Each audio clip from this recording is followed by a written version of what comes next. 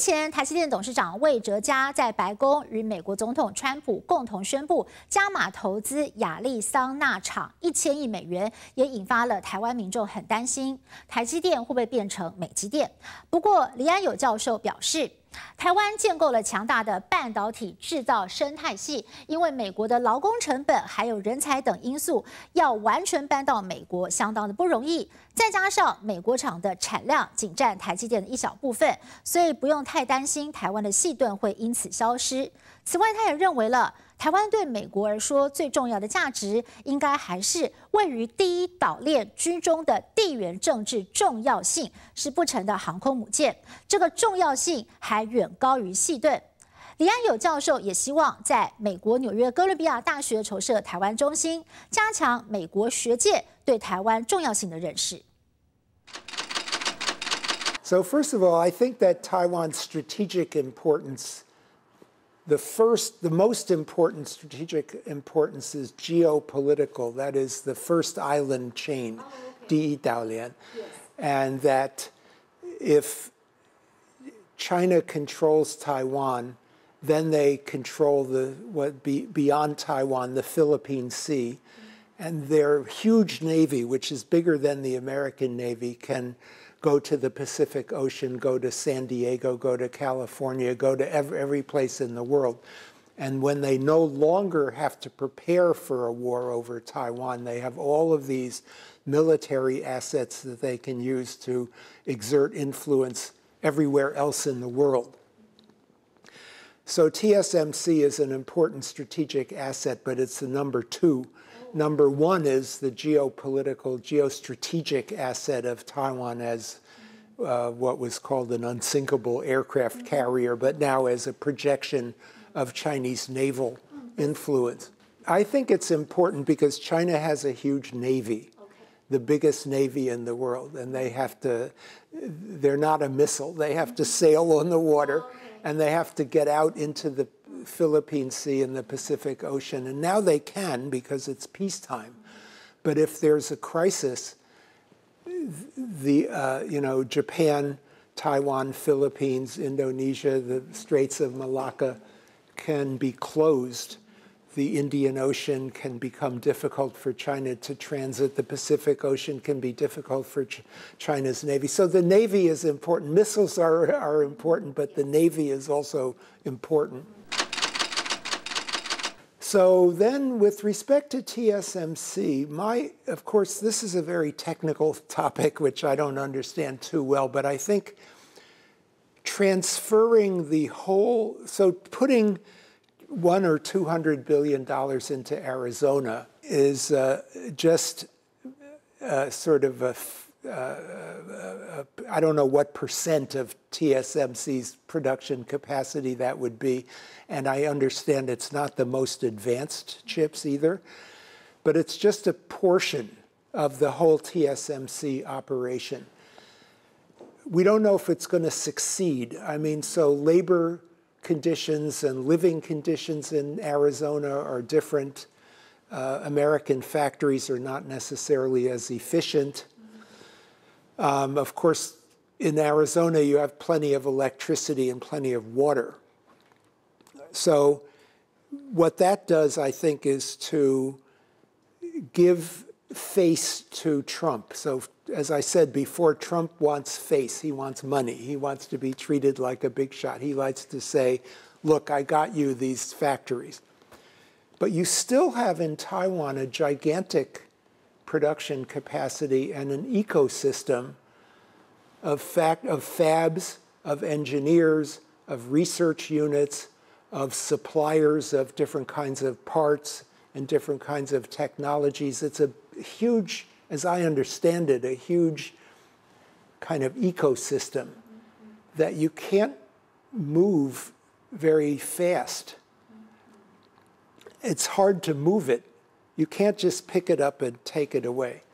And it's still in Taiwan that the most advanced chips are being done. And Trump has only 4 years in office, supposedly. Even if he breaks the Constitution, he's 78 years old, so he's not going to be there forever. So I don't think that in the time that Trump has, that the entire TSMC operation can be picked up and moved to Arizona and successfully put down in Arizona and function at the level that TSMC does. So between your two theories, I guess it's more the second theory, that investing in the United States gets Trump's attention, but it doesn't destroy the Silicon Shield, in my opinion.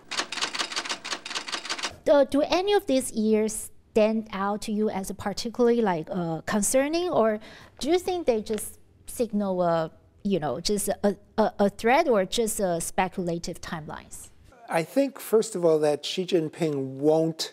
So he is now putting a lot of pressure on Taiwan, military pressure, cognitive warfare, cyber warfare, trade, diplomatic pressure. So I think he's definitely going to keep doing that.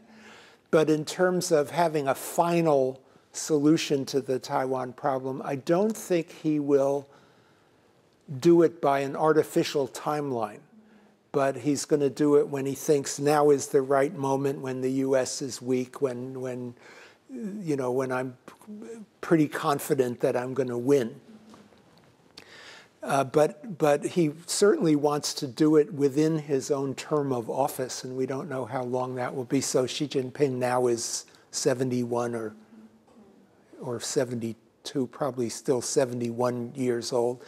So he still has quite a lot of time to watch the situation and watch for the correct moment. So I don't believe in these deadline things. Okay, so what should Taiwan do? Yes. So because I'm not a citizen of Taiwan, and I'm not a politician, and I'm not a military expert, so I feel very diffident. I shouldn't say what Taiwan should do, but let me report what people say Taiwan should do. And so I think one thing Taiwan needs to do is to increase the resilience of the society, energy supply, water supply, civil defense, rice, strategic reserve, and all those things. It needs more resilience, which is very expensive and complicated. I think that Taiwan should not, it is too early to lose faith in Trump because Trump is unpredictable, and he may decide to support Taiwan. And then but in order for him to support Taiwan, he's going to need to see the defense budget go up. He's going to need to see more realistic training. He's going to need to see a longer, I'm sorry to say this, but a longer time for young Taiwanese to serve in the military for training and to develop a reserve force that's well trained. He's going to want to see Taiwan doing things like TSMC and investing and fixing. There's a trade deficit not only with China but with every place. So he would like to see attention paid by Taiwan to the issues he cares about. And then I think Taiwan should avoid triggering a crisis, and I know that's the existing policy anyway of the government, so that's okay. Those are the things I think that pretty much it's no secret, everybody says these are the things that Taiwan, and also continue to try to convince the European, the European nations have evolved their position. Originally they said the Taiwan issue is not part of Europe. But in recent years, France, Germany, Britain have understood that stability in the Taiwan Strait is also a security issue for Europe. Taiwan needs to continue to explain that to the Europeans, and of course, strengthen relations with Japan. If there is a war, if the U.S. does get involved in that war, the U.S. needs support from the Japanese and from the Koreans. So recently, Columbia University is launching a project establishing Taiwan Center, right? Would you like to talk about this, why you have this idea, and what especially at this moment, Taiwan is really important, but how the Taiwan Center can help? Well, we need to raise a considerable amount of funding in order to have this, but we have a vision of a Taiwan Center that would be anchored in a professorship that would be based in the Weatherhead East Asian Institute, but would develop, well, we already have relations, but to promote Taiwan studies in all of the other units of the university, the law school, business school, engineering school, medical school, school of the arts, and so forth, to bring attention to Taiwan, all of the things about Taiwan, not only politics, not even chiefly politics necessarily, that's part of it, but art, engineering, business, trade relations, all the different aspects of Taiwanese society, to history, to let more people, I mean, the thing about a university is that we train students who go out into government, media, business, into education, and so we want those students to be more informed about Taiwan. Taiwan is not that well understood. I mean, a lot of people study China, but fewer people have a good solid knowledge of Taiwan and what it is and what it does. So that's the idea, is to bring more attention to Taiwan and educate undergraduate students and MA students and PhD students and journalism school students and so on.